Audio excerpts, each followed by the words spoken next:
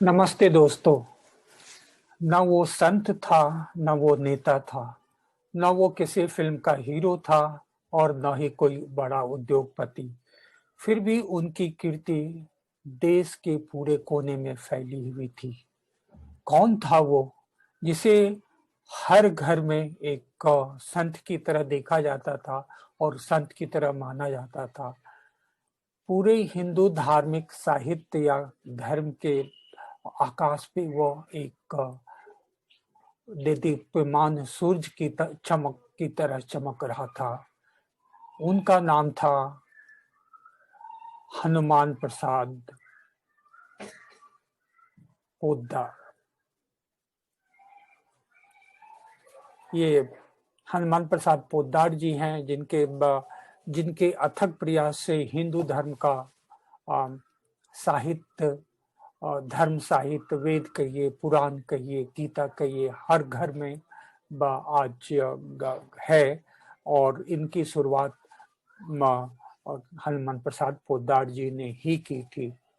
तो आज हम इस महान संत के बारे में जानते हैं। हनुमान प्रसाद पोद्दार जी का जन्म शिलोंग में हुआ था और उनके पिता का नाम भीमराज अग्रवाल था और माँ का नाम रिखीबाई था। और चूंकि दोनों हनुमान जी के भक्त थे, इसलिए उन्होंने अपने बेटे का नाम हनुमान प्रसाद रखा था। और ईश्वर की माया देखिए या ईश्वर का प्रकोप देखिए, जब वो 2 साल के थे तभी उनकी माता का स्वर्गवास हो गया था और उनका लालन पालन उनकी दादी ने किया था। तो उनकी दादी जो थी धार्मिक विचारों की थी और वो बचपन से ही उनको क्या कहते हैं, वेद पुराण और सारी हर तरह की कहानियां सुनाई करती थी। और तो इस तरह से वो बचपन से ही धार्मिक प्रवृत्ति के हो गए। और कहा जाता है कि जो पूत के पाँव पालने में वाली जो कहावत है, तभी से उन पर लागू होनी शुरू हो गई। तो उनके जो उनकी दादी की कहानियां और उनके इन्होंने जो तमाम चीजें धर्म के बारे में थी, ये तमाम उनके साथ रही। और कहा जाता है कि उनके दादी ने उनको एक ऐसा हनुमान जी का कवच दे दिया था जो सदा उनकी रक्षा करता था। तो फिर कहानी जो है, उनके जिंदगी की कहानी आगे बढ़ती है। और ऐसा है कि वो उनके पिता कारोबार के चलते कोलकाता चले गए थे और ये अपने दादाजी के साथ शिलोंग में रहते थे। और फिर बाद में जब ये बड़े हुए तो पिता की मदद करने कहिए या उनका सहयोग करने ये भी कोलकाता चले गए। और तभी कोलकाता जो था क्रांतिकारियों का गढ़ माना जाता था। देशबंधु चित्तरंजन दास, अरविंद घोष और न जाने कई जो क्रांतिकारी काफी सक्रिय थे। और जब ये उनके संयोग में आए, संसर्ग में आए, तो जो होना था वही हुआ। ब्रिटिश सरकार की और ब्रिटिश जो पुलिस की नजर में आ गए और उन्हें राजद्रोह का मुकदमा डालकर कई बार उन्हें जेल भी जाना पड़ा। तो फिर आगे चलकर इन्होंने, और जेल में भी इनकी बहुत सारी कहानियां हैं कि ये जेल में भी पूजा पाठ करते थे और सुबह 3 बजे से उठकर ही भक्ति भजन में लगे रहते थे। और फिर एक बार जब ये सीलमपुर जेल में थे तो एक होम्योपैथ का डॉक्टर आया था और उन्हीं से इन्होंने होम्योपैथी सीख करके और मरीजों की सेवा करने लगे थे। तो फिर बाद में वो गांधी जी, मदन मोहन मालवीय, इन सब के संसर्ग में आए और फिर वहां से इनकी जो विचारधारा का एक नया मोड़ आया। और उसमें ये इन्होंने फिर गांधी जी के प्रभाव से स्वदेशी और खादी वस्तुओं का प्रचलन, मतलब कि इस प्रयोग करना शुरू कर दिया। और कहा जाता है कि जब पंडित मदन मोहन मालवीय काशी हिंदू विश्वविद्यालय की स्थापना कर रहे थे, तो उनकी धन संग्रह में इन्होंने काफी योगदान दिया था। और फिर इनका जेल आना जाना ये सब तो कई बार ये होता ही रहता था जब क्रांतिकारी थे और आज आजादी की लड़ाई में कूद पड़े थे, तो उनका खामियाजा तो भुगतना पड़ेगा ही। तो फिर फिर भी वो देश की सेवा में लगे रहे और देश की आजादी के लिए काम करते रहे। और फिर लेकिन इनकी जो धार्मिक प्रवृत्ति थी पुराणों की पढ़ने लिखने की, ये उनका क्रम कभी छूटा नहीं। फिर वहां से इनकी जिंदगी का एक तीसरा अध्याय आप कह सकते हैं, शिलोंग से कोलकाता, कोलकाता से फिर ये मुंबई आ गए। और फिर मुंबई में आकर के इन्होंने मारवाड़ी खादी प्रचार मंडल की स्थापना की। और यहाँ पर वे एक प्रसिद्ध संगीताचार्य थे विष्णु दिगंबर, उनके सत्संग में आए और तभी से ये इनका झुकाव संगीत की तरह होने लगा। और इन्होंने भक्ति संबंधित कविताएं और भजन लिखना चालू किया और इनकी एक पत्र पुष्प नाम से प्रकाशित भी हुई। और ये मुंबई में अपने मौसेरे भाई जयदयाल गोयनका जी के साथ गीता पाठ करते थे। और वो जो जयदयाल गोयनका जी के गीता पाठ से बहुत प्रभावित थे। और तब से कहा जाता है कि इनका गीता प्रेम, जो गीता के प्रति जो जिज्ञासा और उनको समझने की लालसा और उनको प्रचार प्रसार करने का जो इनका जो विचार था, वो तभी से इन पे मतलब कि कायल हो गए थे। वही तभी से उनके मन में यह बात बैठ गई थी। और इन्होंने प्रण लिया कि वो भारत के घर घर में श्रीमद् भगवत गीता को पहुंचाएंगे और वो भी कम दाम में।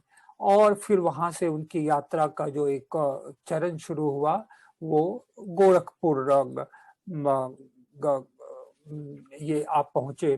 कहा जाता है कि वहां जब ये कोलकाता में थे तो उन्होंने गीता की एक टीका लिखी थी और उसे वानिक प्रेस में छपवाई थी। किताब अच्छी थी और उनकी 5,000 प्रतियां भी बिक गई, लेकिन ये खुश नहीं हुए क्योंकि उस किताब में बहुत सारी गलतियां थी। तो उन्होंने उसको संशोधित करके वापस प्रकाशित करवाया, लेकिन फिर भी गलतियां थोड़ी कम हुई, लेकिन वो परफेक्ट या कहिए कि पूरी तरह से उनके मन के लायक नहीं थी। तो इन्होंने फिर जिम्मा लिया कि अब वो खुद ही प्रेस करेंगे, लगाएंगे और खुद ही ये सब काम करेंगे। लेकिन एक तो ये कभी यहाँ रहते थे कभी वहां रहते थे, तो कैसे इनको कहाँ प्रेस लगाएं। तो फिर उनके एक मित्र जो थे घनश्याम दास जालान, गोरखपुर में व्यापार करते थे, तो उन्होंने सलाह दिया कि भाई तुम गोरखपुर आ जाओ और गोरखपुर में ही प्रेस लगाओ। तो फिर इसलिए ये बात 1922-23 की होगी, ये गोरखपुर आ गए और वहां से गीता प्रेस की स्थापना उन्होंने वहां पर की। तो गीता प्रेस में इन्होंने जैसा कि आप देख रहे हैं कि धर्म से जुड़ी बहुत सारी तमाम वेद पुराण कहिए और न जाने कितने उपनिषद, पुराने भक्ति ग्रंथ, सबका उन्होंने प्रकाशन शुरू किया। और फिर उन्होंने और ये काफी और इस तरह से घर घर में जो हिंदू धार्मिक साहित्य था वो जाने लगा।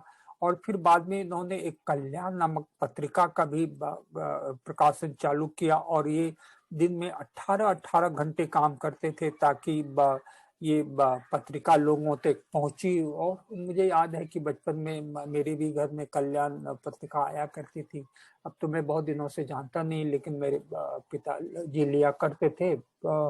और हाँ, इसी तरह से ये धर्म काम में जो है इनकी यात्रा चलती रही। और फिर वो जो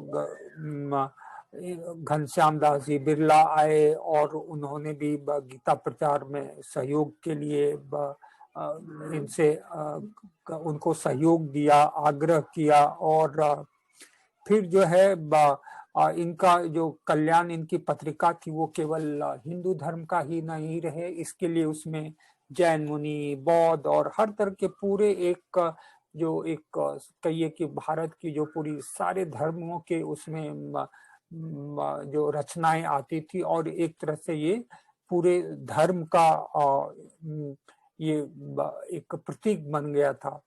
और ये देशभक्ति की जो इनकी जो मन में कहिए जो लालसा और मन में जो एक आग थी वो तो चल ही रही थी। एक बार कहा जाता है कि 1936 में गोरखपुर में भयंकर बाढ़ आया और उस बाढ़ का निरीक्षण करने नेहरू जी आए थे। तो उनको कहा गया था कलेक्टर के द्वारा कि कोई उनकी सहायता ना करे, लेकिन पोद्दार जी ने उनको अपनी गाड़ी दी और काफी सहयोग और नेहरू जी के साथ रहे थे, ये ऐसा कहा जाता है।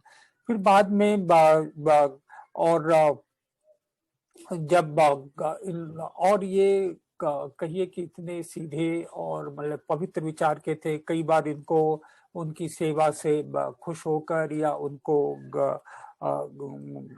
जो ब्रिटिश सरकार थी जो कहते हैं कि गोरखपुर का कलेक्टर था, कलेक्टर पेड़ले, उन्हें राय साहब की उपाधि से अलंकृत करना चाहता था, लेकिन इन्होंने ठुकरा दिया। और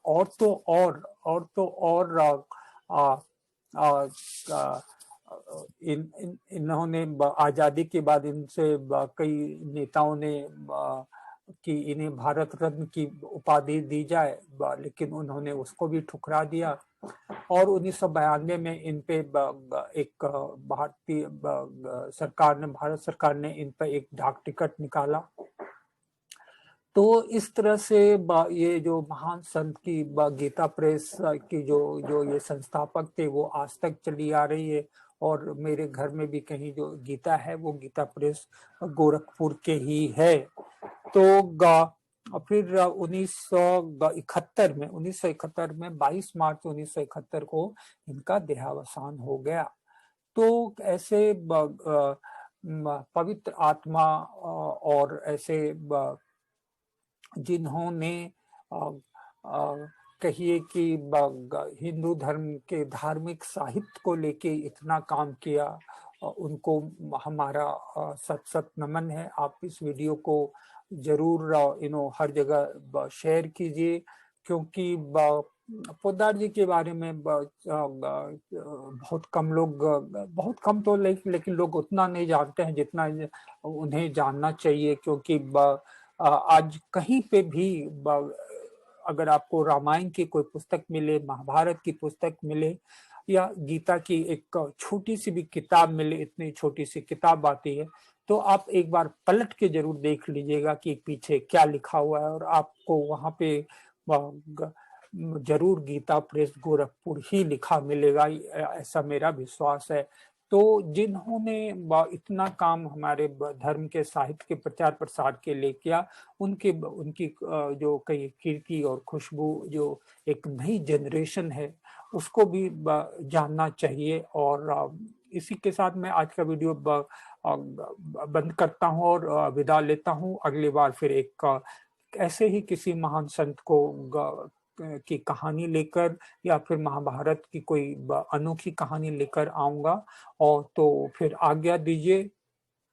और एक बार फिर चलते चलते श्री हनुमान प्रसाद पोद्दार जी को नमन करता हूँ और आशा करता हूँ कि वो युग युग तक हम सबके दिलों में बसते रहेंगे।